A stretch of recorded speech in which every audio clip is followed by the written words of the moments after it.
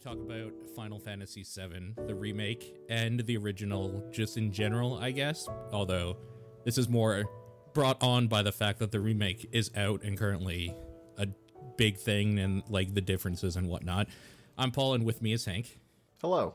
Now, Hank, I know that I'm just going to start because mine's easy. Final Fantasy VII was a cool game when it came out for me, but it isn't my favorite Final Fantasy in general, even though, like, I've played it a few times in my life. Mm-hmm. I know it is one of your favorite games of all time, though. So I know you went into this with higher stakes, I think, than I did. Yeah. It's funny. I didn't even play Final Fantasy VII the first time I went through it. Like, my friend had it, and, like, I sat on the floor multiple days. What seems like a very long time. I don't know how many hours it was. Sure, it's a long game. Playing through the whole thing, and, like, there were periods where I would do, like, grinding for him or whatever. Sure. Yeah. But yeah, so, like, at the time, that and Pokemon coming out, like, opened me up to RPGs, like, as a genre. Sure. And sort kind of at the time, yeah, Final Fantasy VII was my favorite game, and at least in terms of, like, single-player story-based games. Sure. For a long time, and basically until I played The World Ends With You and then Persona 4.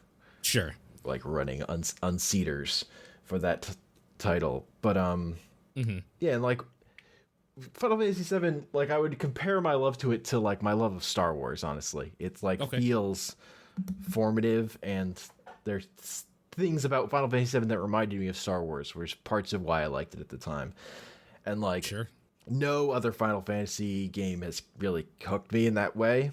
Like, I played 8 when it came out, and 8 never hooked me. 8 is vastly different in a lot of ways. I think that's why a lot of people were really disappointed with it at the time, especially. Yeah. The way the magic system worked in that game does not work with my hoarder brain. I never wanted to use any spell. Right.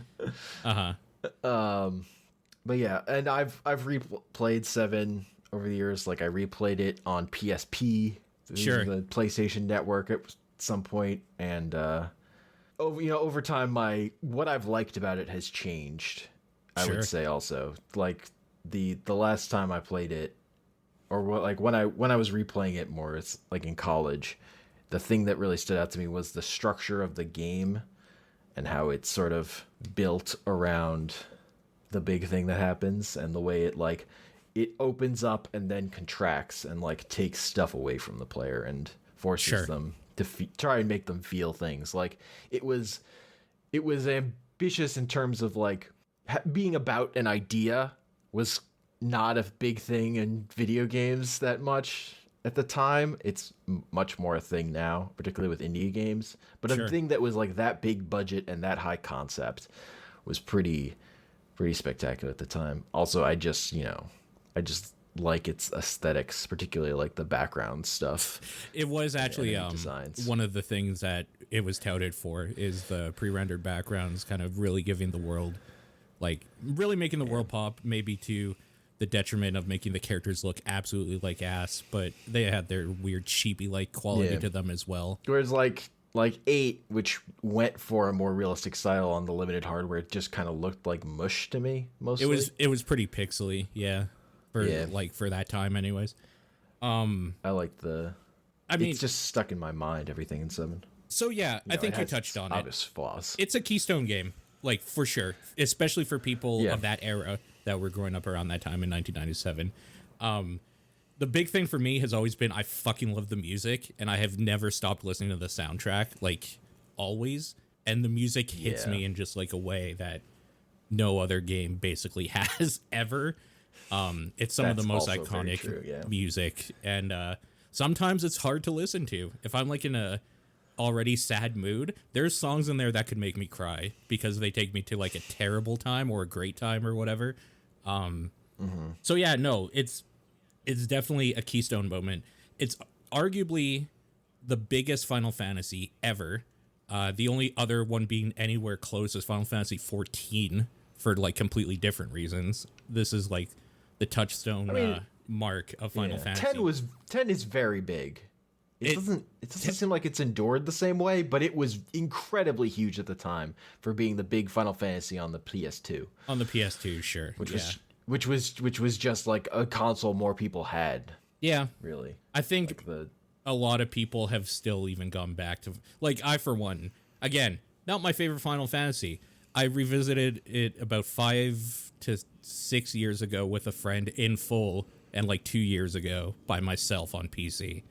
Like, I've revisited this thing multiple times, honestly. So, yeah, no. That being said, Remake came out. The thing that I never thought would actually happen, because it seemed like they've been talking about Final Fantasy VII Remake is happening for like 20 years now or something. Like, it feels like it's been actually forever. Yeah, like it was a thing that fans wanted like almost immediately. Like, probably as soon as 8 happened, there were people that were like, oh, you could do 7 without the dumb chibi sprites or whatever. Just do 7 again. Yeah. Yeah.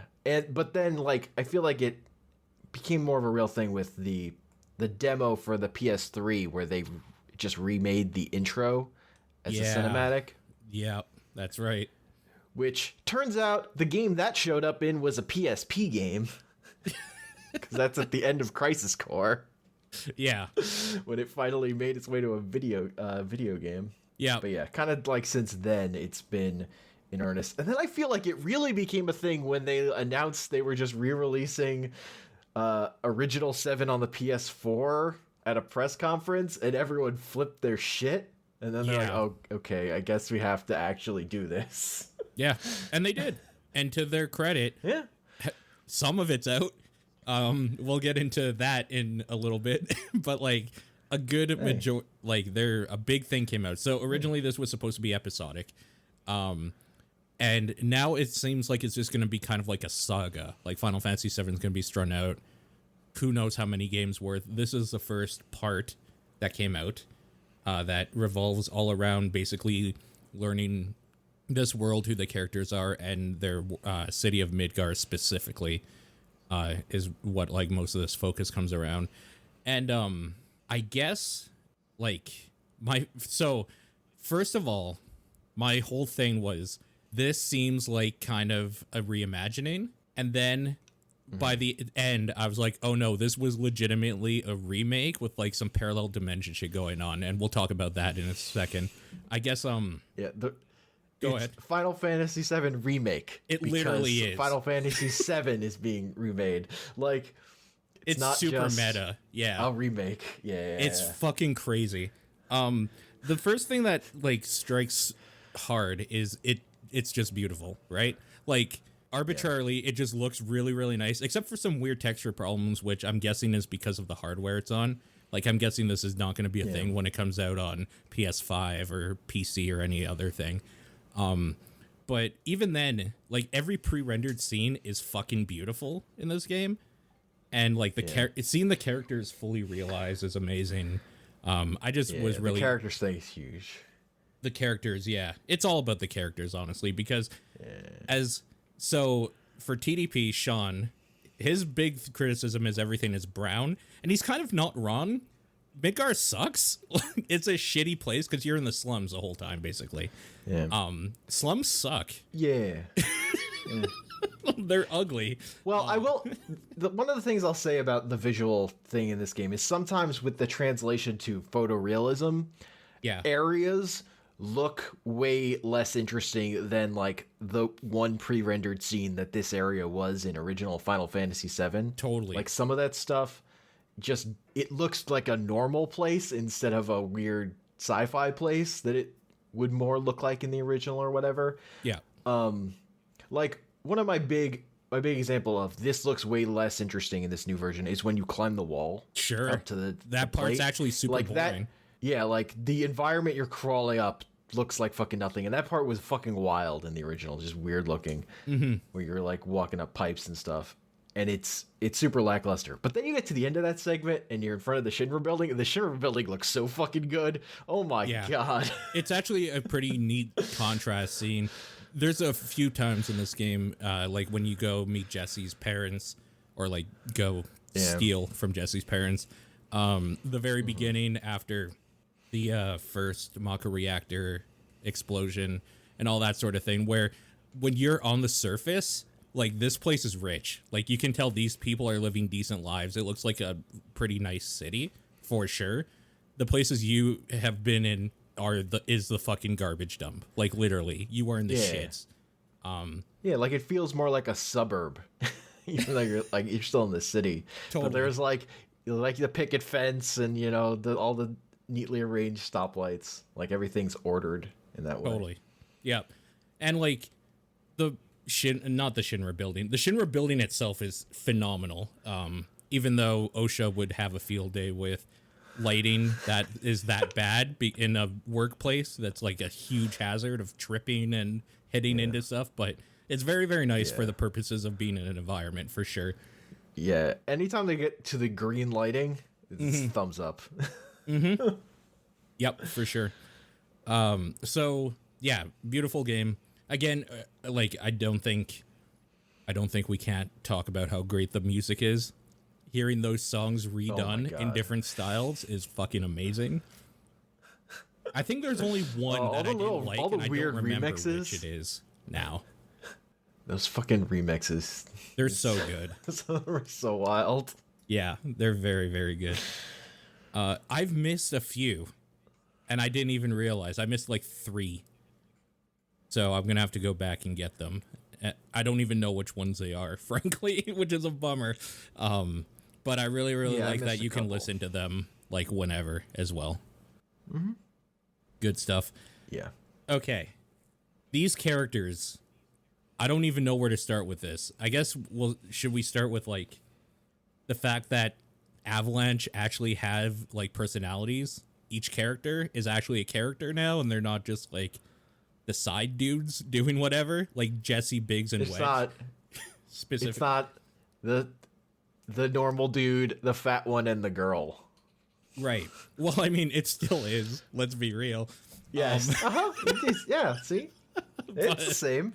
But now it's Charlie Sheen, Badger, and Horny Girl. Oh, man, she is so thirsty for Cloud. It's ridiculous. But honestly, who isn't? She's so good. She's absolutely a treat to be around. Biggs still kind of sucks, honestly. He's like just kind of basic. Yeah. Wedge I could see being annoying if you don't like the like kind of funny fat sidekick trope. I'm fine with it, but I could see somebody being annoyed by like, oh, they went that way with it, like everything else. Okay, then. Yeah. I like him. Look. He loves cats. It's fine because he's not the only character who's like, yo, we should eat. Because there's that part where Aerith is like, yo, we should eat. And I'm like, yes. Oh, dude, Aerith is so much better in this than before. I actually kind of don't like her in original because she's kind of like, I don't know if aloof is the right word, but I don't know, maybe too cutesy or something. She feels like an actual like, okay, I do have problems with Aerith, kind of, but like not her character, just how she's written. I think she's fun. I saw the voice actress playing the game, and like she got to the part for like Aerith, that is, because she's like a YouTuber as well. She got to the part where she meets up with Aerith, and she just like started crying because I think like at that moment she realized like I'm in this fucking game. Like that's crazy because it's actually like a historical game for gamers, right? Yeah. And also Aerith is just like so fucking cute and precious and like deserves everything good to happen to her. The fact that she knows so much more than she lets on is infuriating in some spots. But in this game, it's really there where it's like, oh, she knows. She is very well aware of what's going on. It's like, did she play Final Fantasy VII? Is that what happened? By the ending, technically, yes. Like, if we're gonna go down that route. Her weird coyness about her not telling you that she's the most powerful being in all time besides Sephiroth, basically, is insane to me because she doesn't say like anything about it except for these little hints like, no, like I'll take care of you or whatever, and not like or I'll guard you or like, you bitch, just tell him. tell him you're a Cetra, you bitch, you know. And then you find out later she totally has known forever that she's like the most important person ever. It's fine. It would have just triggered his Sephiroth flashbacks or whatever. He wouldn't have hurt her anyway. He doesn't know what he's doing anyway, so it doesn't matter. Cloud is still a shitty blank slate for the character to play, which is fine. I'm sure he starts opening up in some spots, and that's fun because it feels like it's earned his like opening up a little bit. I'm sure he will be way more open in the next one. I would bet. I relate to watching a character who's just constantly talking about money, as I've played that D&D character.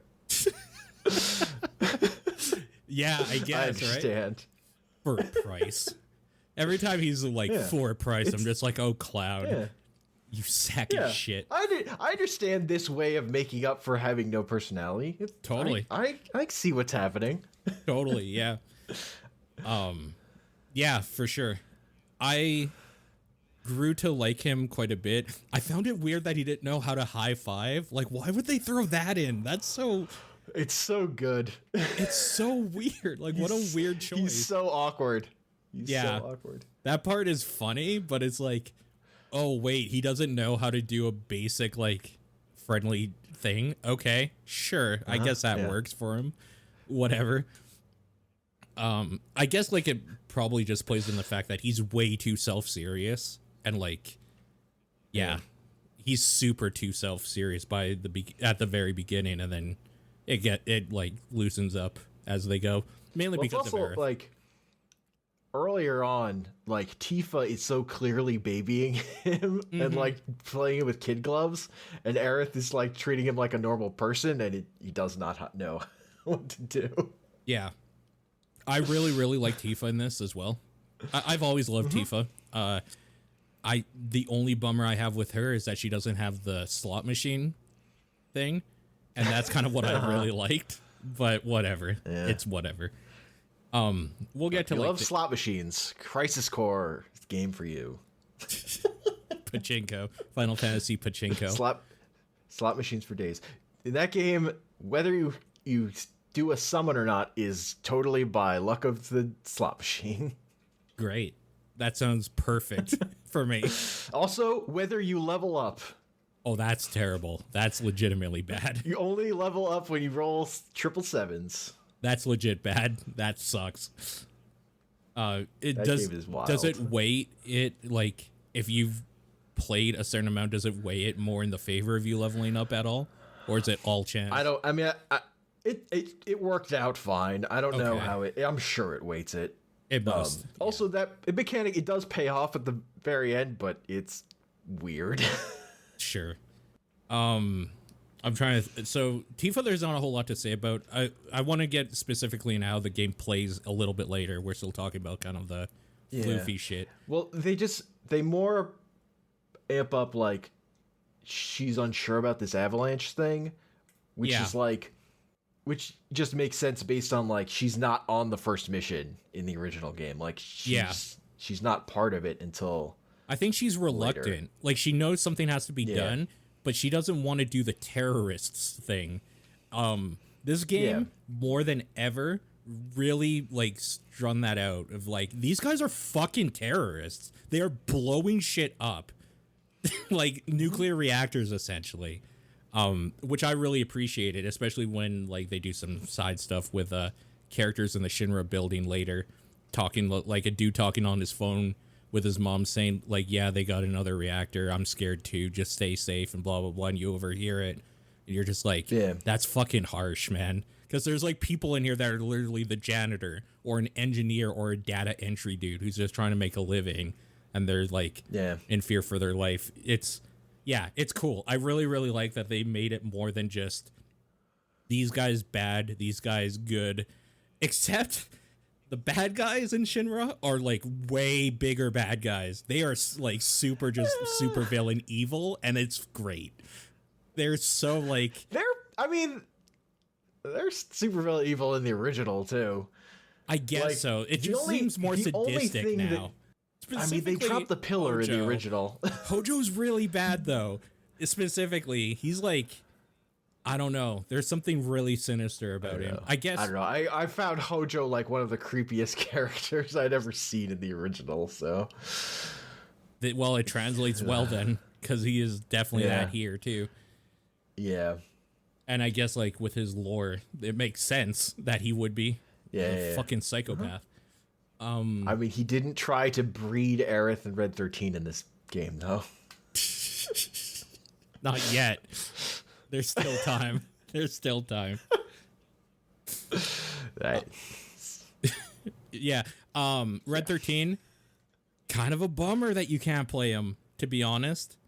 I felt a little shitty about that. Like, it sucked. I understand kind of why they did it, but fuck. Yeah.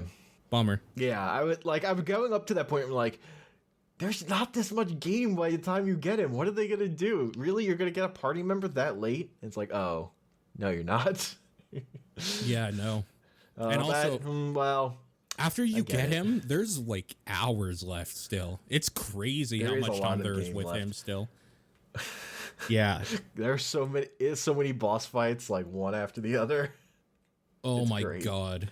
Yeah. It's also just like so many of these fights are in like so much happens in like 5 hours of that original game that ending this one. There's just so many things. So I keep hearing people refer to it as the dump truck of like exposition and story at the very end, and they're right. Yeah. There is so much at that end that they didn't tease out throughout the rest of the game at all. Really?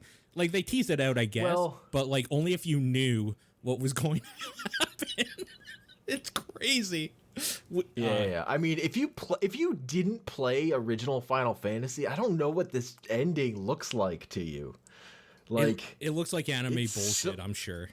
Cause this game, like, the premise of Cloud and Sephiroth and Tifa is a scene that happens after this game. Yep. Like, where you get the first version of the Nibelheim incident. Like, the first time they show that to you, which is inaccurate, but that's like the premise of the story, and we don't get it in this game at all. Totally.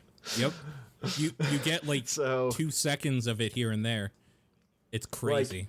Like, Sephiroth wants to destroy the world, but you don't really know the personal connection these characters have to him, really.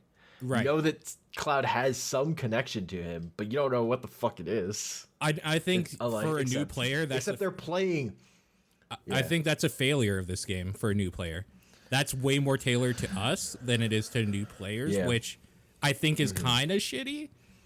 But at the same time, like, what did you expect? I guess it's called Final Fantasy VII Remake, and it lives up to that for sure. Barrett's great. I just want to get back to characters quickly because we're heading into deep territory about what's going on. People are saying they don't like his voice acting. I fucking love it. I think he's brash and overly emotional in the perfect way.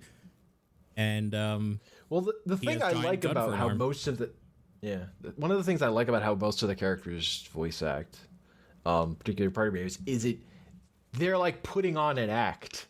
Like, they're acting up to like being these like terrorist characters. Like, they're boisterous on purpose. They're not like acting like normal people because what they're doing is crazy, and they're pumping themselves up in a way. Especially Barrett.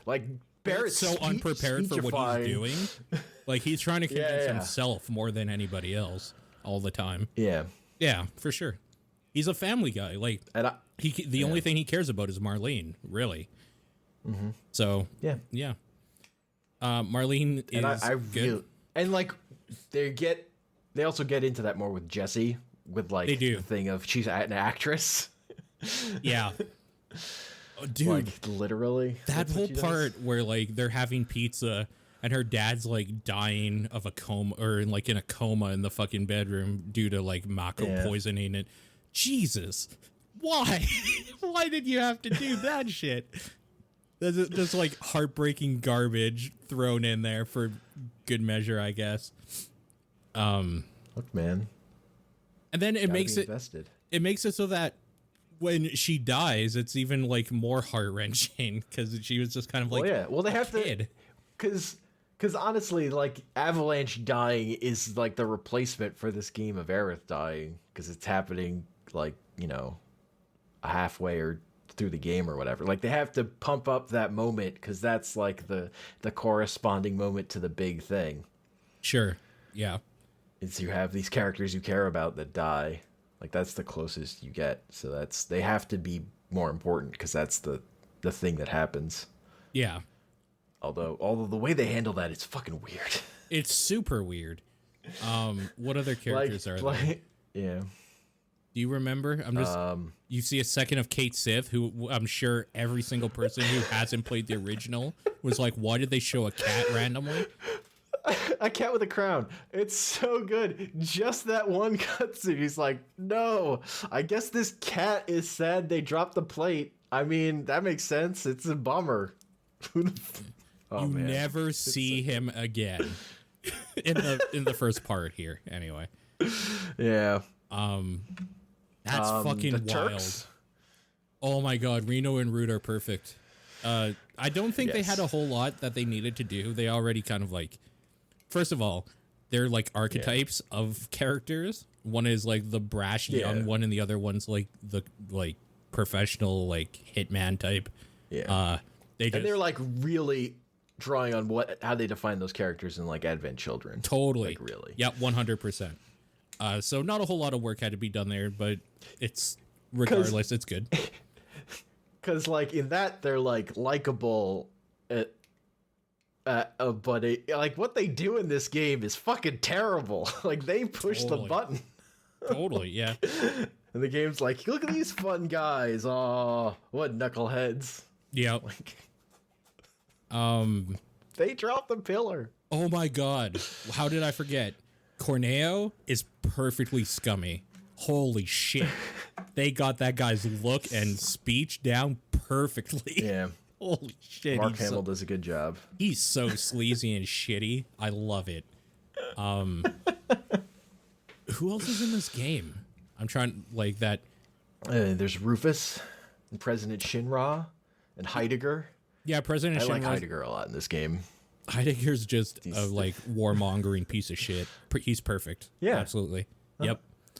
Shinra sucks. He has no real part except for, like, that, like, hanging I like from the how building. Pathetic he is when he's, Totally, when he's yeah. hanging from the building. But yeah, like all the facade is gone. He sucks. Rufus is dope. That fight is so good. That fight is really good. I guess, like, character-wise, we don't see a lot. He's going to play way more big part next time, so... Yeah. But, yeah, he's kind of nothing so far. That fight's really cool. Mm-hmm. I think that's it. I would say Sephiroth is cool, but he's kind of not a character in this yet. So I mean, like, theoretically, it's not... It's like sort of Sephiroth is there. Right? Well, that's the thing, and I think that's going to be a weird, confusing point for people that haven't played the original or like seen any Final Fantasy VII stuff. Is that Sephiroth kind of doesn't exist, like, at all for most of the. He's at the North Pole, like Santa Claus. Yeah, but I think in this game, like, we'll get to the ending stuff. He's I think he's like in the live stream or in the Whispers or whatever. I don't think he's like in the thing in this. I think this is post 7 Sephiroth, which is weird. Like, I think it's future. We'll get into that. There's a bunch of weird shit going on with the ending that I've been trying to parse, and I've been listening to other people talk about it, and they've made it even more confusing for me. So we're gonna have to talk it through a little bit.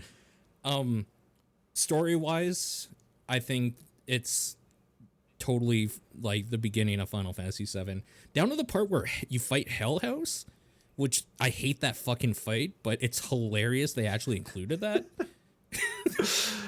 Yeah, they turned like some fights that were like against like normal enemies into bosses, like Hell House, which I like. It's just like, this design was worth like really going out on designing how this thing would fight. It's so and I dumb. just like as someone who loved the enemy designs in 7 and how fucking weird they are, like these like robot monster things. Like I love all that shit. I love how they just like every enemy in this is like directly an enemy from 7. Because like one of my bummers playing Final Fantasy 13 is like how many times you're just fighting a blob. It's just like this is slime. It's like this is boring. These enemies, they have no. You didn't try at all with like your normal enemies. Sure. Yeah. Otherwise, it's just kind of the whole like thing of what's going on with Shinra, and like you find out about the whole Genova project, like by the end, and you kind of figure out what's going on with Sephiroth. And I guess the big thing, actually, before we move on, we can talk about the ending, is they introduced the idea of destiny and fate and whispers in this, where the whole game, there's these weird things. People keep calling them Dementors. I've never seen Harry Potter, but I've heard a bunch of Harry Potter references while talking about this game with people. So these are Dementors? Is that what they are? I heard this in Horcrux. That's what they look like. I've heard this in Horcrux, and I'll explain in the Harry Potter movies. I'll explain why Horcrux came up. I also don't know what that is, but I'll explain why that came up. A Horcrux is where you split off a part of your soul and you put it in something else. Okay, so we'll get to this specifically, but I want to talk about the whispers quickly. But Cloud is Sephiroth's Horcrux, is how this came up when I was talking to somebody. Anyways, I really kind of like this idea of this is a remake. Like, fate has it ordained how this is supposed to go, but Sephiroth is fucking shit up, and they are actually just trying to stop him, whether or not that means stopping you from doing certain things to get to him, or, like, helping you to do certain things to, like, get rid of him completely. They are trying to stop him because he is fucking shit up in the live stream again, or first time. I don't know what stage this is in yet, is the problem. It's like there are things. Well, things start happening, and like characters are doing things that's not what happened in 7, and then like the whispers show up to try and until they like go the way it happened in 7. Right. Like, but then like things are like Cloud is just gonna leave after the first bombing, and then the whispers make a big stink. Yeah. And then Jesse gets hurt, and then he has to go on the mission. Yeah, and they're fine. They're not helpful. They're not. Sometimes it seems like they're actively hurting you. Sometimes it seems like they're helpful. But what they're doing is preserving the continuity of original 7. Is like what they're trying to do. Yeah, which is why like the first time you really encountered them is you weren't supposed to meet Aerith this early. She wasn't supposed to be part of like your life yet. So they chase her off basically, and like try to get you killed by Shinra. Essentially, by you fighting them and hanging around in the city. It's like you're talking to her for too long because like you're just supposed to buy a flower from her or not buy a flower. Yeah, you're just supposed to bump moving, in. But you hang around too long or whatever. Exactly. And then we find out by the end that they're kind of trying to stop Sephiroth because he has no they can't have any power over him. Basically, he just cuts through them literally, and is just like, nah, fate sucks. I'm doing my shit. And the live stream is like, no, what? And yeah, again, that's part of the dump truck. But I kind of like that, like all the characters also refer to them as just like, this stuff sucks. Like, I think Barrett's just like, oh, it's this bullshit again. It's like, yep, I agree, Barrett. I fucking hate this shit too. Mainly because it made me miss the materia in the church that I really, really wanted, and I had to go back for that like 5 hours later, so that was annoying. Yeah, you can see that materia, but then there's a wall of ghosts in front of it. Sons of bitches. It's so annoying. Holy shit! It's not even. I don't even remember what materia it is. I feel like it wasn't. It's prayer. It wasn't like worth. Is it prayer? It's another prayer. Yeah. It's a low level one too. It's a 1-star prayer. Yeah. I mean, which is fine. Prayer is like one of the most powerful abilities in the game. So it's true. But I've been leveling this other prayer. Right. See, I was disappointed the first time I maxed leveled the materia and didn't spawn off another one. It's like, aw. 5 brain cake is leveling all the materia. Because your OCD won't let you not. That's the 5-head take. So I guess that's really the big new story thing in this, is that this is a remake, or like a alternate dimension, parallel dimension sort of thing of what happened, and Fate is trying to keep you on the same track, basically. Let's talk about that ending.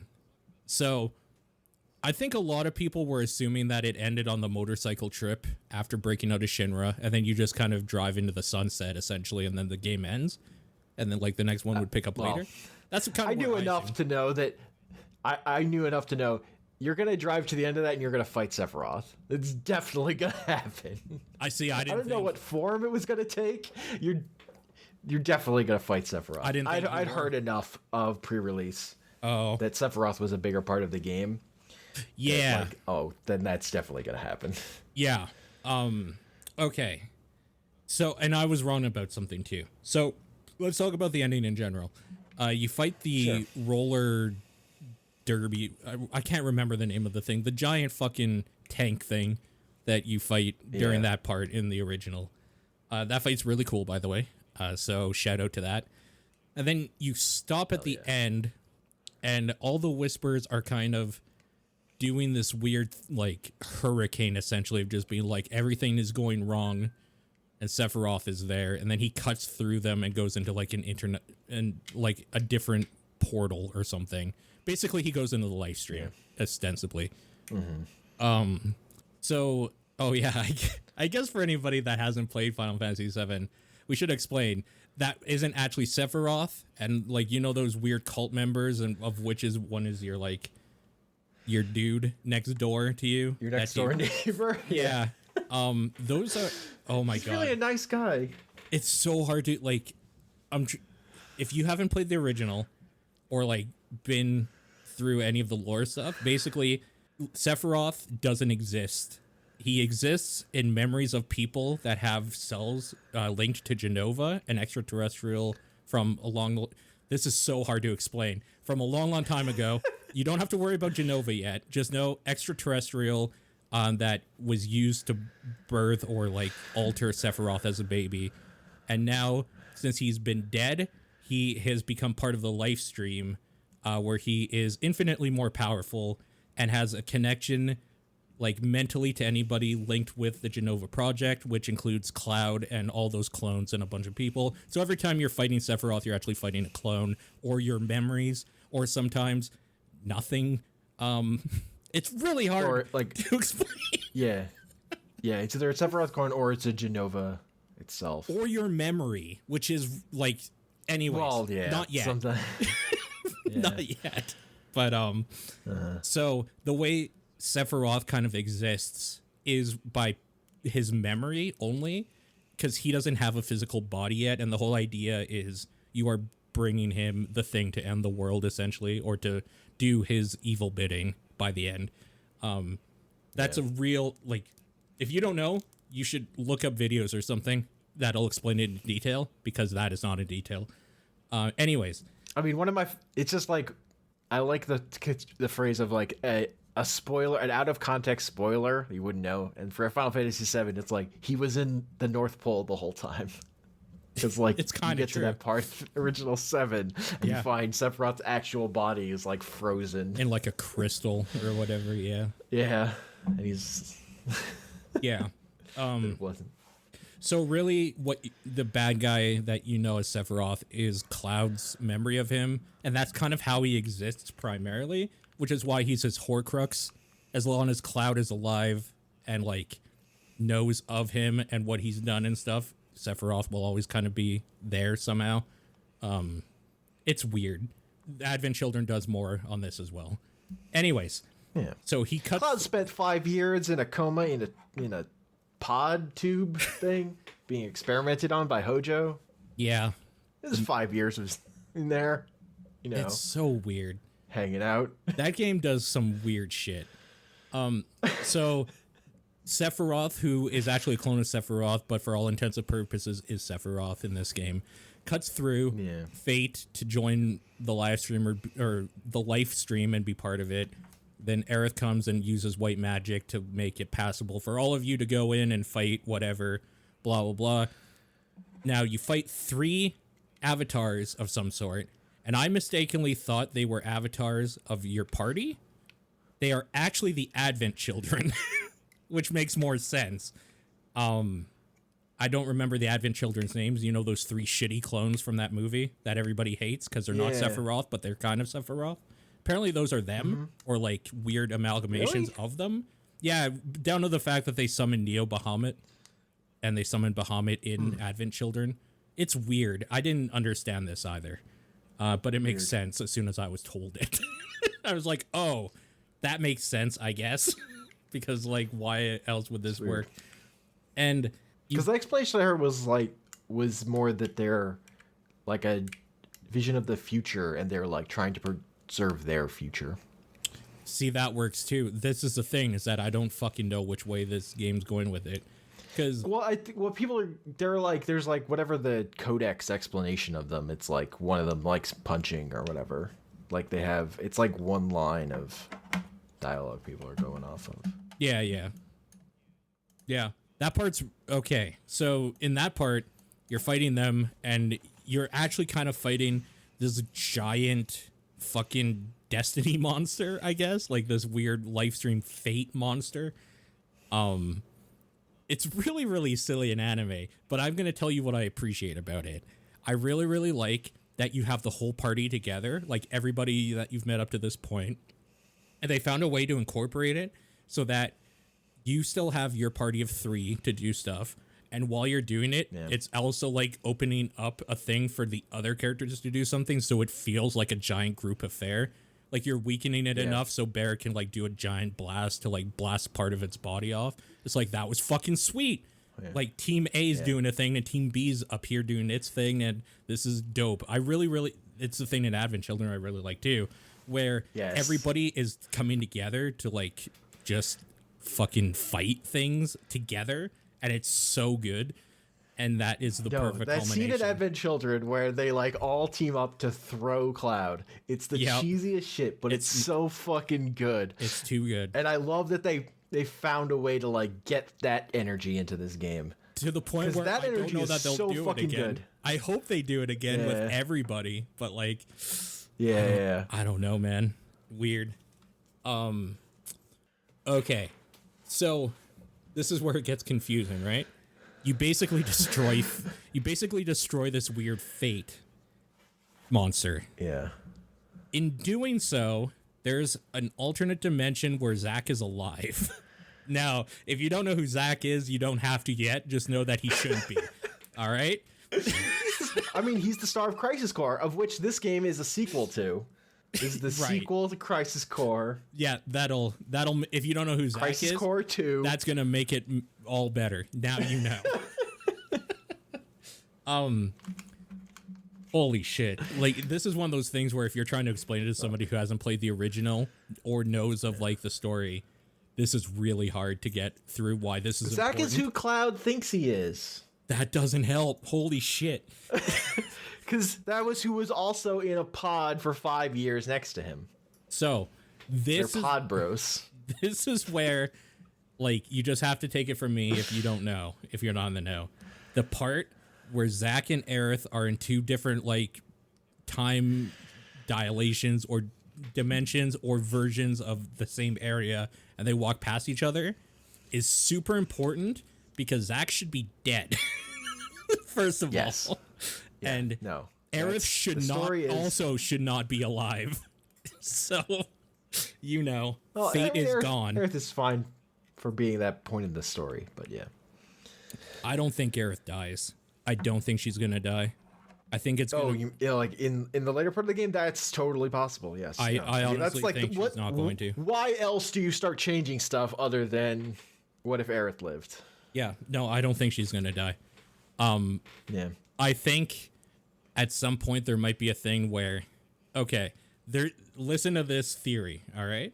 So we know that Sephiroth will always exist as long as like Cloud basically does, essentially. There's some other shit going on there, but Cloud is his Horcrux. People were saying, what if at some point, like the very end of this thing, you play as Zack?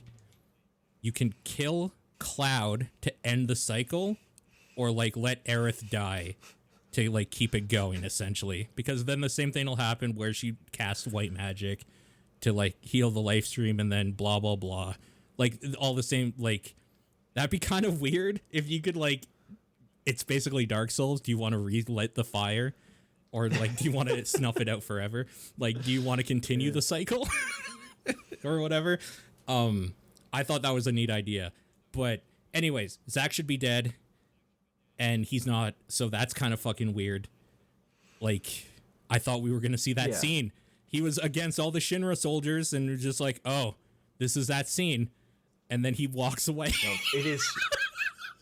Well, yeah, they shot for shot are redoing cutscenes from Crisis Core, except with the whispers around. Yeah.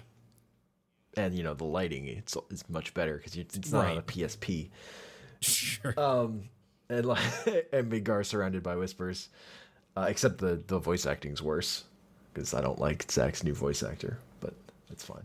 Okay. His Japanese voice actor is the same. It's much better, I will say. That's the one thing about Japanese voice acting. It's literally the same person every time, unless that person like dies or like like they recast all the English voice actors, but all the Japanese voice actors who've been doing these characters since like Advent Children are still doing them in Japanese version, I think. Yeah, for sure. The two that I really like in Japanese more are Zack and Sephiroth. Most of the other voice cast, I actually really like the English performance. Like, I really like English Jessie. Yep. And I really like English Tifa. Tifa's great. English Aerith. Aerith is great too. Aerith is fucking very good. Yeah, for sure. And I did not like the English Advent Children cast at all. Like, I did not like English Cloud in that movie, and I like English Cloud in this game a lot. Sure. But I liked old English Zack from Crisis Core, so I'm bummed. He's the one I'm bummed that got replaced. Yeah, fair enough. Also, like, I played a whole game with that voice of him, and I get like 2 lines here. And 3 lines, and 2 of them are him redoing a line that I knew. So I would say not also the best circumstances for me to find affection with the new voice. Yeah. Also, I guess before like the very end scene, after you kill the live stream thing, Cloud goes into his fucking little live stream like end of time thing or whatever. And talks with Sephiroth, and Sephiroth is like 7 seconds. Yeah. So. Yeah, it's like the end of original Final Fantasy VII, where that same thing happens. Yeah. But instead of killing Sephiroth wins and then goes. Yeah. So that's the thing. Again. So that's the thing is, apparently what we did in this game is Sephiroth tricked us into destroying Fate that was going to stop him. So he tricked us, basically, which is hilarious. Yeah, he's trying to change Fate so that he has the chance to win, right? Sure, yeah. And the way that's why, like, he's been fucking with stuff from the very beginning. That's why we see him earlier than before. He starts, what's the word? Like, worming his way into Cloud's skull again. Like, way earlier than before. Bringing up, man, that fucking, the Nibelheim section, that's going to be crazy. I think we're going to see, like, Sephiroth murder so many fucking people. Holy shit. Will they let you play as Sephiroth? That's what I'm wondering. I think they're going to do a Red 13 thing where he kind of is there with you during the, like, start of it. I mean, like... Yeah, probably. That would make sense. I mean, that would be reasonable. That'd be the reasonable approach. Totally. What if you got to play as him? Yeah. So here's how I've, like, when I heard this, I was like, yeah, I'm in agreement. That's how it needs to start. Second part starts with you in the back of a truck as Zack and Sephiroth and, like, another dude there doing, like, a cutscene. And then that's how, like, it reintroduces you to how the game works and plays by kind of doing like a tutorial of you fighting shitty monsters with the most powerful war hero of all time and like this shitty soldier. Well, so you think they're going to give you like the actual version of the Nibelheim incident and not the lie that you play most of 7 believing? Well, that's the thing, is that they'll give you the real shit. That's the thing, is that the way they ended this game, they both exist. Yeah. They could give you either. Well, no, because the version they give you is where Cloud is in the place of Zack instead of Zack doing the stuff, right? No, I think they give you Zack in the next one. Yeah. But what I was saying is, in the original game, you don't find out about Zack yet. At this point, you get the Nibelheim incident, but Cloud is like standing in for Zack. Yeah, I don't think instead of actual Zack. I don't know what. But now that they've introduced Zack, like, do they do that?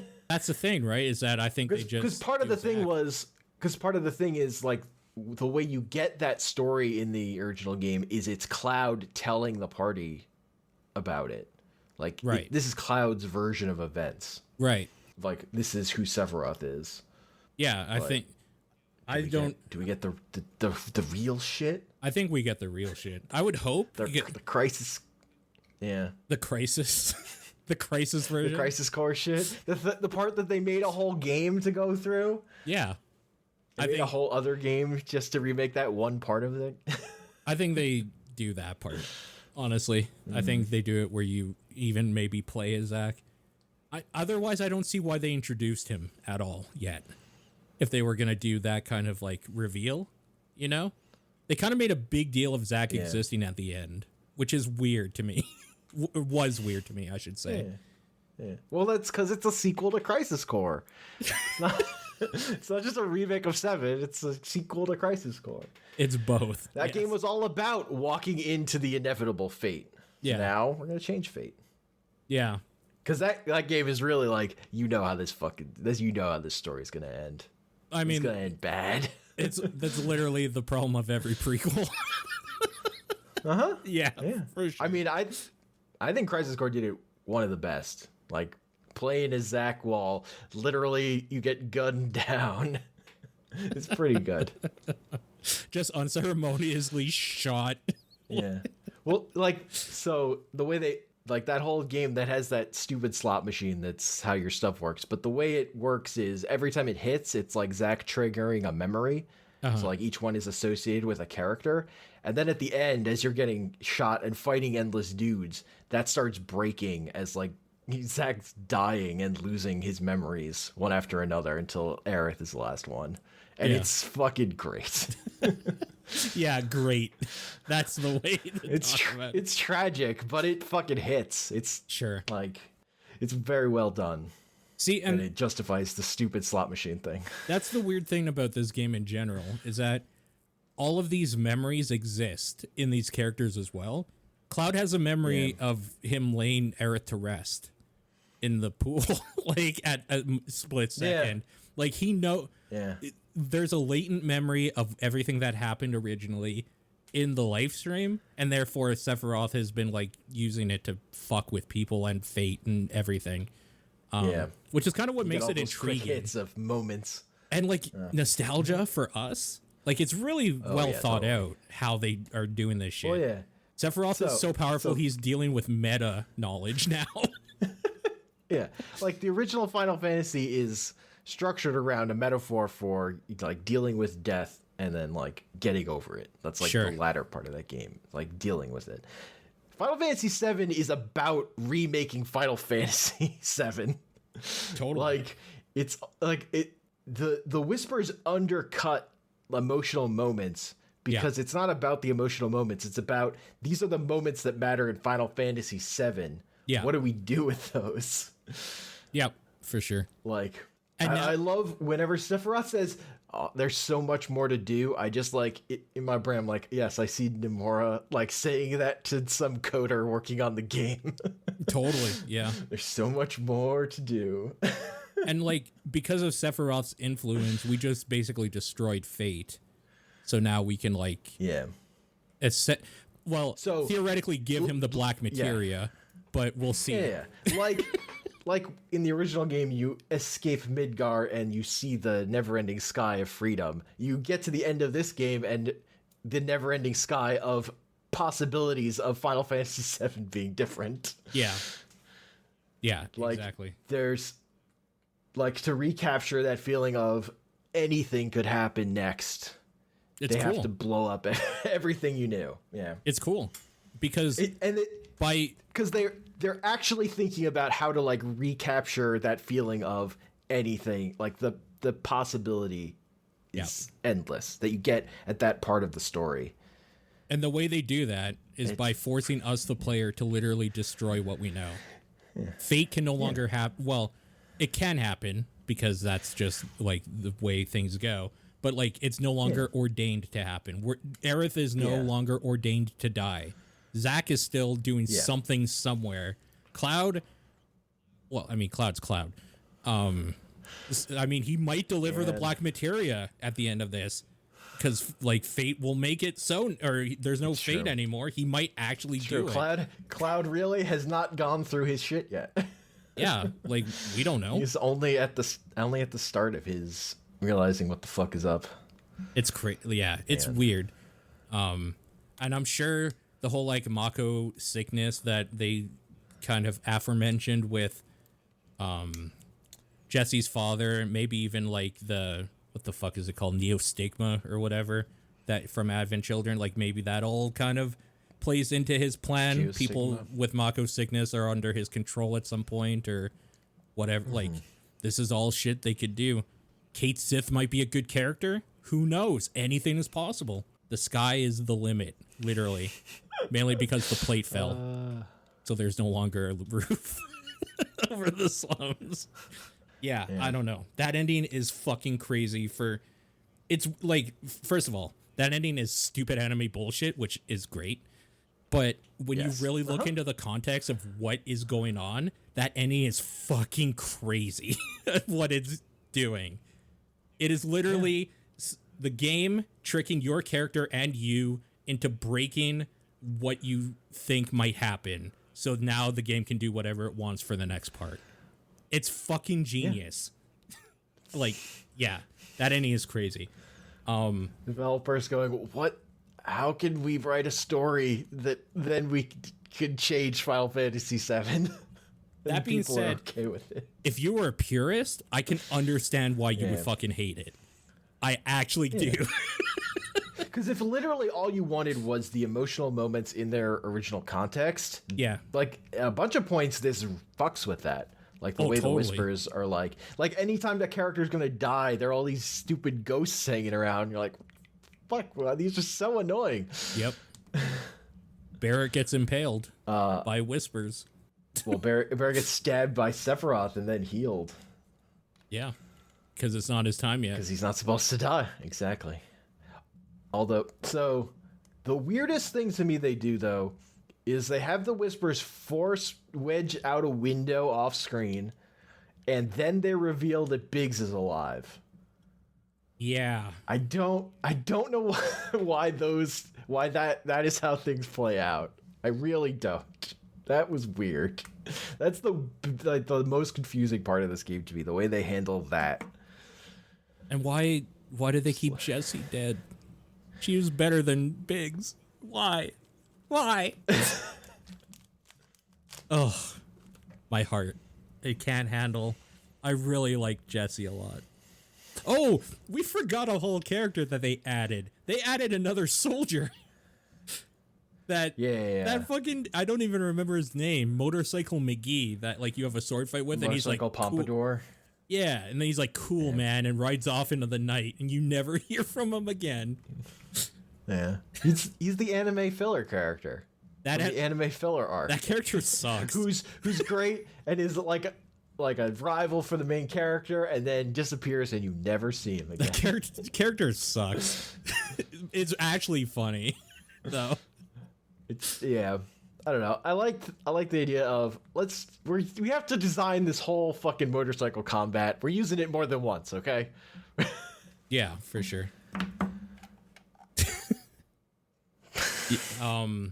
Let's talk about how the game plays. Yes. So the big thing with this game is it does a active time. How the fuck do I explain this? Active turn-based? It's like it's like real time with pause. Yeah. So I guess a version of it. The idea here is they really wanted it to be where you still use a menu to like use items, use materia and abilities and blah blah blah, but to fill in the like gaps, they kind of like make you just do like normal attacks like you would if you were fighting a real thing. You wouldn't just be standing there waiting for an attack to happen.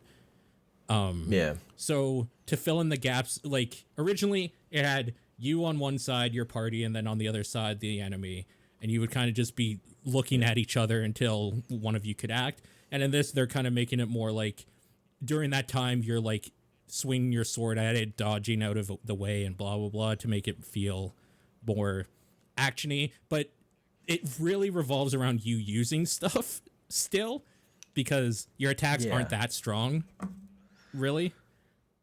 And I kind of really like how that plays. Like it feels it feels more aggressive than like in Final Fantasy 15 and 13. Like it feels like a better version of 13, what they tried to do. And I kind of really enjoy it quite a bit. I love the combat. I love the combat in this game. The combat in 13 really wore thin on me but that's a thing with me where if you don't have direct control over what your character is actively doing, I really don't like it. So I really like being able to control my character and swap between any of them to make them do the thing I want them to do is very important to me. Yeah, like, for sure. This combat could have frustrated me if you didn't have the ability to switch between all your characters at any time. They expect you to. In the fight. I think that's actually one of the That's a thing I found. Yeah. Is actually people who like the combat less. They didn't want to switch characters, or they didn't get into that part of it. And that's like a big key of why it's so good to me is the way in which switching around constantly it makes this game like not like any other character action game I've played. It's part of what makes the combat so unique is that like I'm playing a character action game where I can be like three people at once almost just because I'm popping back and forth so much. And they're all different. So you need them all for different things, and I think the big thing for me is it really feels cool being like, all right, I'm going to queue this up on Barrett, going to queue this up, going to queue up a heal, and then just kind of like watching it play out like dominoes falling down. And then, but every now and then, right, you go into the thing that slows down time like fully so that you can think for a second. And then you set up all these abilities and they fucking hit for like 999 each character at the same time. And you're just like, boom, bitch. Like, it just feels so cool. Just like seeing Cloud wind up for a big sword attack and then like Aerith coming in, punching the shit out of its back, and then Barrett like shooting the thing in the face. And then like finishes off with like Cloud bringing the sword down. Just like, oh, that's so fucking cool. It's that feeling of a party working together, and I controlled every second of it. So and it gets the best of both worlds with like spectacular attacks with a lot of animation that has to play out, because you can watch that whole thing and it's dope looking, or you can let that start and pop to someone else, and you're still doing stuff as that's happening. Totally, like you're not trapped in that way that like original Final Fantasy VII, you get trapped in those summon animations. For sure. Yeah. I kind of like how the summons work too, where you call them down and they're fighting alongside with you. And then like you use your turn essentially to like command it to do something. Yeah. And then they do their big attack at the end. Like they're like ultimate. Great. Yeah. They still do their ultimate. It's just it happens later. They're more participant. Although the fact that most of them you can only summon them in boss fights, a little disappointing. Like I'd like to see them a little more often, and that you can only like really summon one. Like, I just summoned Ifrit a whole bunch more than I summoned anything else, because for most of the game he was the most effective. Ifrit's very good. I did not summon Shiva that many times. Like, she is less good, I will say, than Ifrit. Once? I think I summoned Shiva once. Oh, but Diamond Dust is so good. Yeah. Now, Cactuar I summoned a bunch of times, because that one that you get with the special premium version, they'll let you summon that one more often because you paid for it. That's so annoying. That's the only one that you can summon in lower level fights. That like it makes me actually just want to buy it, and that's irritating to me. because I'm done. I've been done the game for a while, so it's like now I'm gonna go back and buy I wish it. I had realized that once I discovered that. I'm like, oh, I'm never not gonna bring this in with me, because just having a summon in regular fights is fucking dope. And it does like a burst heal, right, as its ultimate? No, it just does strict damage. I think it does set damage. Like, it doesn't. It's also built to not scale. I think is also its thing. Oh, so it runs out of. So you would never summon it in like a late game hard fight, but during these early parts, it's like just extra. It's just good. Oh, okay. Maybe it's Carbuncle I'm thinking of. One of them does like a big heal apparently when it leaves. So people Carbuncle. So people are saying that like it's very good for early game for obvious reasons. Yeah. You're definitely thinking something else, because Cactuar is just a set. Just damage. Yeah. Oh, I guess his ultimate would be 1,000 Needles probably. Yep. Like in just needles the game, everywhere. the other game. Yeah. Okay, fair enough. Okay. It's funny because he's so small. He's a little dude. He's a little boy.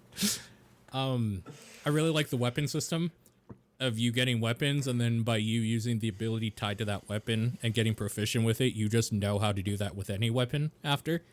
And each weapon has like stats that makes it good for a thing. So if you want to run like a what the hell is it called? Like a magic build Cloud, you would have a sword as opposed to like a crit based one or like a speed one. Like I really like that the ability to just say like these materia are the materia associated with that weapon is really good. Yeah. I wish I had figured out the like getting proficiency, just getting the ability, and then like you just have that thing, or like it didn't click in my brain. Oh, that's like, too bad. It's not like the fact was like not in front of me, but it didn't. All I was so focused on, I just want as many slots as I can so I can level as many materia at once as I can. Sure. It was like my focus. Yeah. And then like at a certain point, I'm like, oh, I should be doing these proficiencies because these are giving me extra abilities, which are like, as if not more important. Okay. And then like I focused hard on that and got most of the ones with characters I had. Like Aerith, I definitely am way behind on getting her proficiencies with her weapons because you also don't have her. Part of when I was grinding. Yeah. Like a big part of when I'm leveling at the end of the game, like she's just not there. So, dude, I was so scared how they would do Aerith in an action-based game. Her magic is overpowered as fuck. Every time she attacks, it just destroys shit. I guess like the trade-off is she can be fucking destroyed and she has to stand still for a second to do it.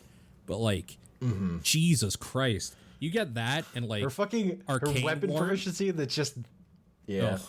Oh yeah, and her weapon proficiency there's just a big spell burst around her. That's so good.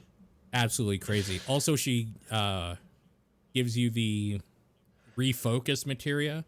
So you can just like give that to somebody for 3 ATB bars and fuck shit up with. It's crazy. Refocus is so broken. It's so broken. So you do only get one, but Jesus, it's so good. Yeah. Honestly, I think the most broken ability in the game is haste. Because that spell only costs 4 mana. Yeah. We're like the barriers are very good, but they cost a lot of mana. Haste is so cheap. Haste is very good.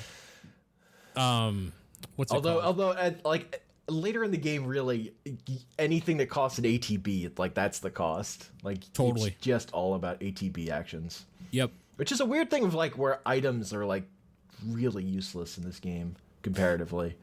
Yeah, they're only good for like in between fights, using a bunch of potions to level up or heal up, basically. Yeah.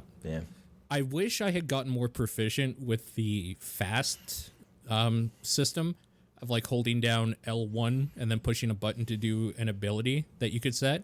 So you could like literally just like switch between characters and get really fucking fast at doing like a bunch of stuff without menuing. I thought that I think that would be cool to like master basically how to do fights, but I kind of want to look up a YouTube video and see if I can find somebody who's mastered that, just see how like seamless the fighting looks.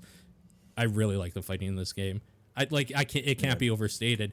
I fucking grinded out arenas for like 10 hours. I just love the fighting. Like, it's so fun. Yeah.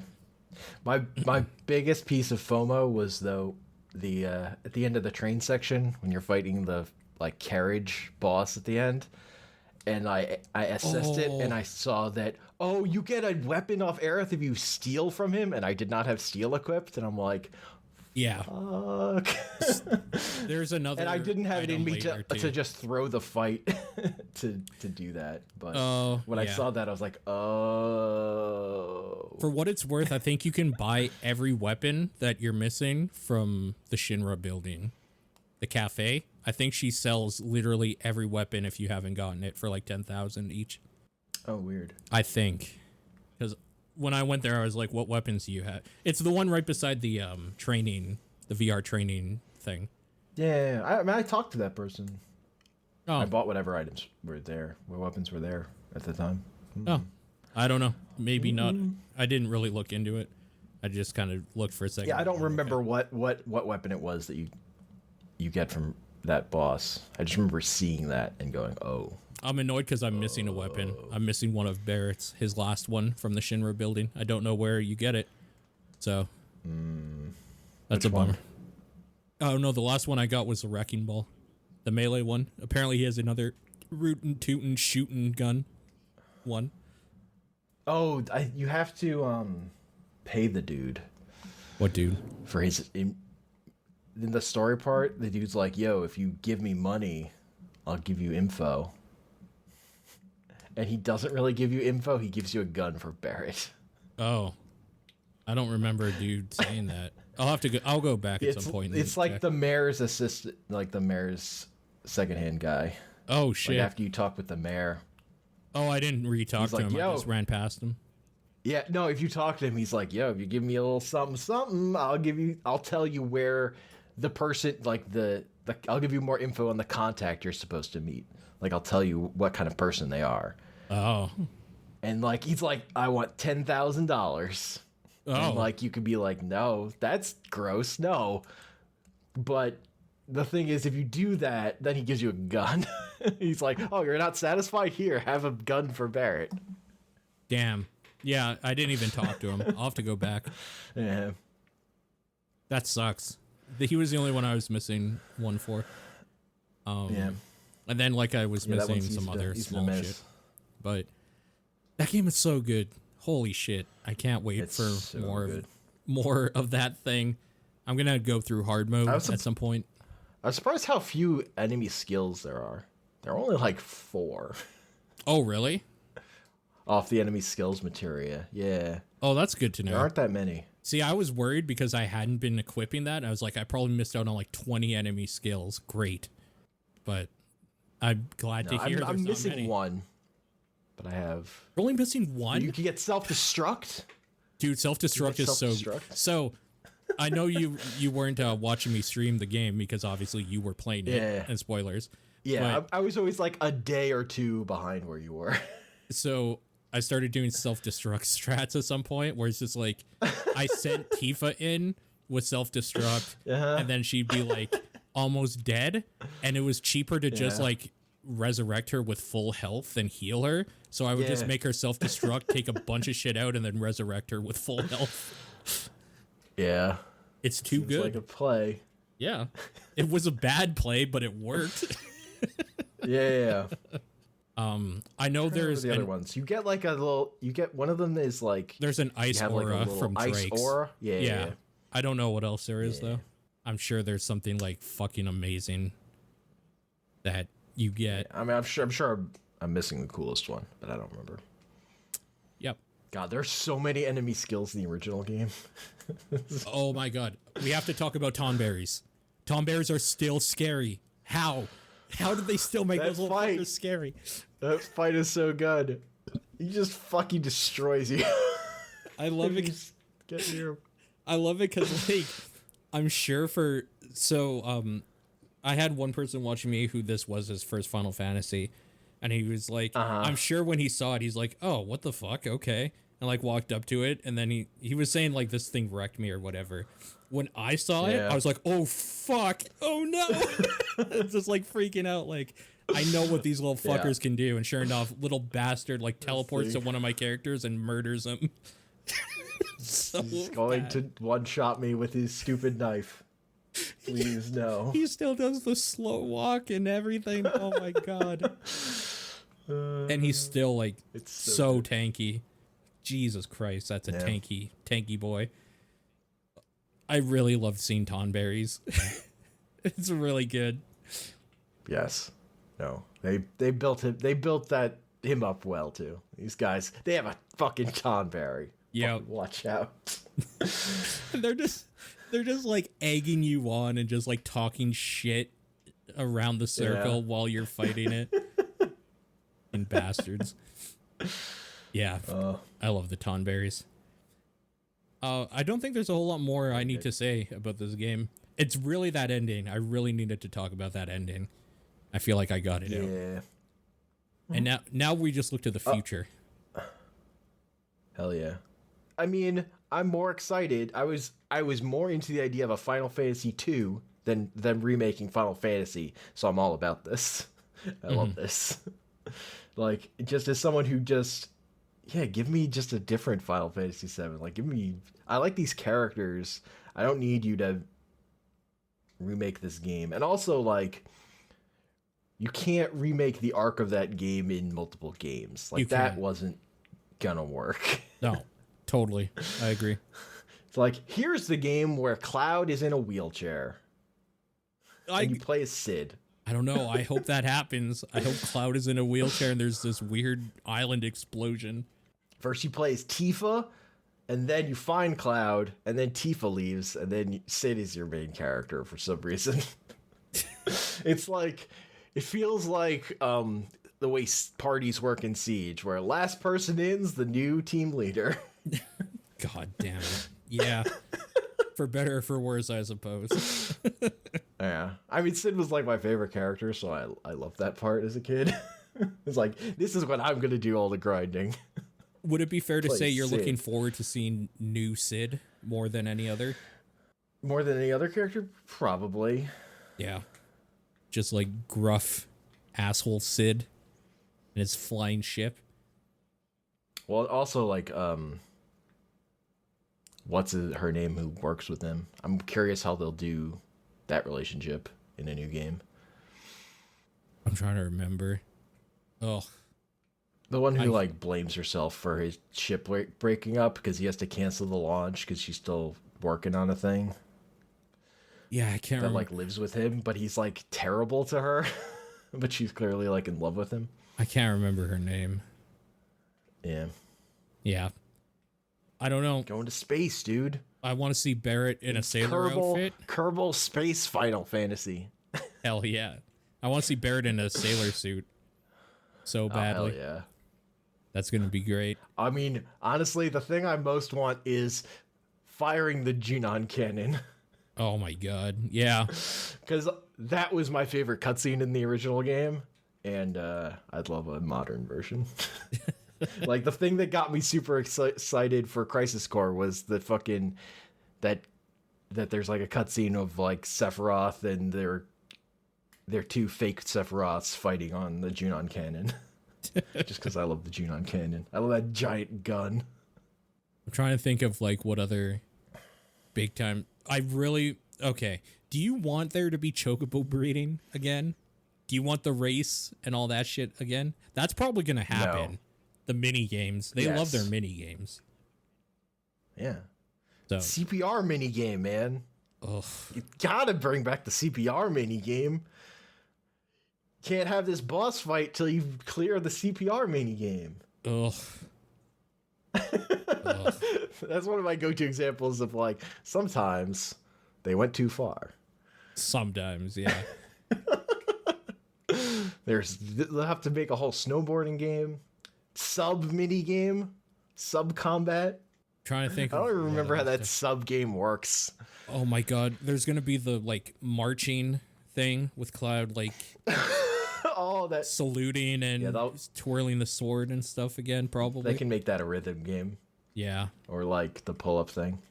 Yeah, that's probably gonna be. in there again. I fucking hated those mini games. Not like the actual ones that you do for stuff, but the ones like the timing based stuff. Because if there was like a second delay or something that you had to do, if you did it right on 3, you would fail every time, and it was fucking aggravating. Oh, god damn it, Tifa. God damn it, Tifa. Makes me so mad. Like on the. I mean, they did the thing in the first and the bombing mission where y'all have to press a button at the same time. They recreated that. Yeah. It was getting to like a bonus room, but still. I don't think I have anything else to talk about with the game. So I think it's cool that like a bunch of people who worked on original Final Fantasy VII just worked on this. Mm-hmm.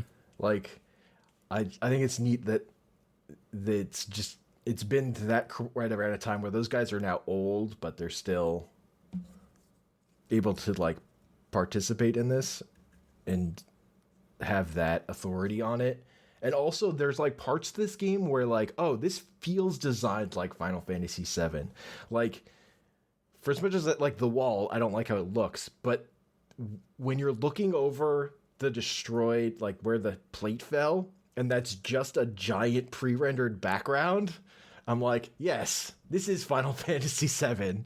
I'm in this confined space where my character is allowed to move, and there's this giant pre-rendered background right behind me. That is the thing I'm looking at. Also, it's hilarious how small the world of that game is when you get to the end of it and you go fast travel unlocked. And you can like see the whole game as like one corridor. Yeah. So I was thinking about it a little bit more. I spoke on TDP about how I think the next game won't be open world. I'm going to take that back. I think it will be. With the new PlayStation 5 and like probably PC at some point, I think they'll probably work in a way where they'll gate off areas according to like chocobos can't fly, so you can only like go in certain places at a time anyways. They'll gate it off in certain ways. And then like there wasn't really a whole lot of places honestly you could really do in there weren't. That's the thing. There aren't that many locations. Right. So I take Final Fantasy. I want to officially take back what I said. I think it'll be pretty similar with an overworld like that. Yeah. Yeah. Yeah, so like they'll figure something out. The other thing, that boss fight where you're fighting as just Tifa and Barrett, that was the fight that I had the most trouble with. Like, I didn't die, but I did not have those characters equipped to deal any damage, so it took for fucking ever. Which one? I did not. The tank, like where you're like in the lobby of the Shinra building after you've gotten red. Oh shit! And Yeah. With Barrett and Aerith. Yeah, dude, I lucked out. And like you're just hiding behind pillars. I did not have lightning materia on me when I fought it the first time. So like, if I had lost, I could have fixed it and it would have been easier. But I was stubborn, so I just plowed through dealing like 1 damage at a time, and it took for fucking ever. Dude, I was lucky. I was just like dodging behind pillars constantly. I equipped Barrett with elemental and lightning for that, like before that, and I equipped ice on Aerith for the other part. It's I like had a crazy easy time. That fight was still hard. I can't imagine doing that fight. I would have just killed myself on purpose and redone it. Because Jesus, that fight was long with the stuff equipped. I can't imagine. It took so long. Can't imagine it. I did it though. So I felt accomplished. I like in the middle of it, I paused and looked up how do you do this fight, and I'm like, oh, you use stuff I don't have equipped. Okay, back to slamming my head against this. I'm gonna close off our talk quickly about just a blast from the past here regarding the death of Aerith. All right, this is Nomura talking with Kitase from Square. So Nomura says, did you know people have been coming up to me for years now saying you killed Aerith? Kitase to Nomura says, are you trying to blame me for that? Nomura says, okay, maybe I did kill Aerith, but if I hadn't stopped you, the second half of the game, you were planning to kill off everyone but the final 3 characters the player chooses. Kitase says, no way, I wrote that where? Nomura responds with, in the scene where they parachute into Midgar, you wanted everyone to die there. Kitase says, really? Wait, I'm starting to remember. Nomura, yeah, remember? You and Kazushige Nojima-san were excited about this. I was the one who said no way and stopped you guys. You wanted to kill everyone except the final 3 characters the player chose for the endgame. Nojima says, obviously I'm a scenario writer, so I wrote the script where Aerith dies, but for that decision, we talked it with the main staff. We talked about a lot how the story would turn out. Anyways, they wanted to give meaning to a death in the game. If it wasn't for Nomura and people blaming him for killing off Aerith, every character in that game would have been dead originally. I just want to put that out there, which is hilarious. I mean, the end of that game's pretty apocalyptic. Yeah. Yep. So it was almost mostly worse. Midgar gets completely destroyed, and then like it kind of just cuts to 500 years later. Yeah. Like it's not really till Advent Children that you get like an idea of how life goes on at all. Yeah. Really. And then there's that whole geostigma problem and blah blah blah. Yeah. And like at that point, Final Fantasy VII is a marketing machine, so you got to have all the characters and stuff. It has to still be recognizable. Totally. You can't do anything too crazy. Fuck, it even had Zack and Aerith. Which is like, that's one of the reasons why you go, oh, Zack and Aerith gotta live, gotta make that money. These are marketable characters. We can do new stuff with them. Come on. They are legit marketable characters. Yeah. Yep. I like both of them a lot as characters. I'm big fans. They're both dead. I'm a big fan of both of theirs.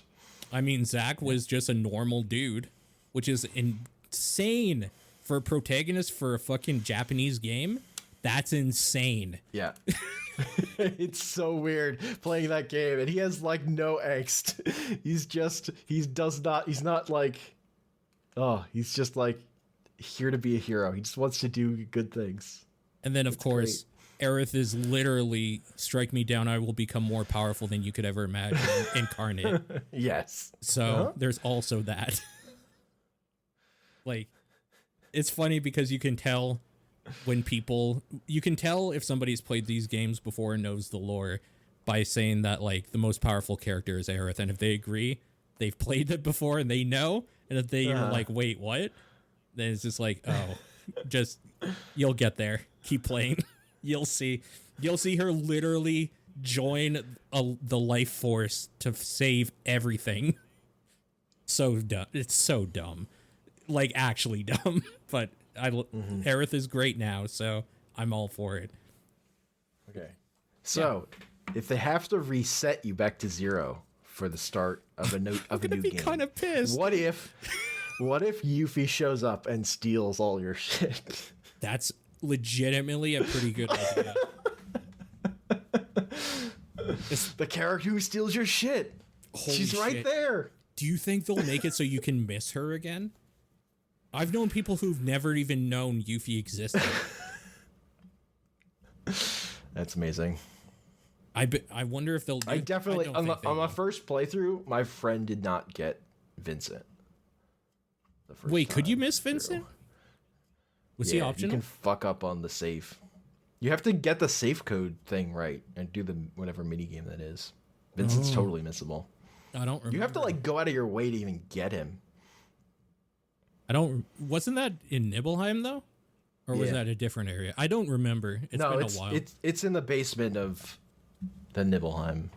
Yeah, in like Gast's lab, right? Or X lab or whatever.